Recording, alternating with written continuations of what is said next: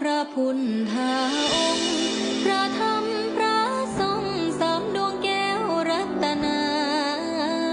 ขอนอบน้อมแล้วกราบวันทา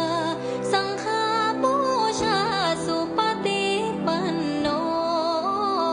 กายวาจีมโนน้อมนำมโนสุปฏิปันโนแห่งเมืองนาครอันบวรเมตตาธรรมกำ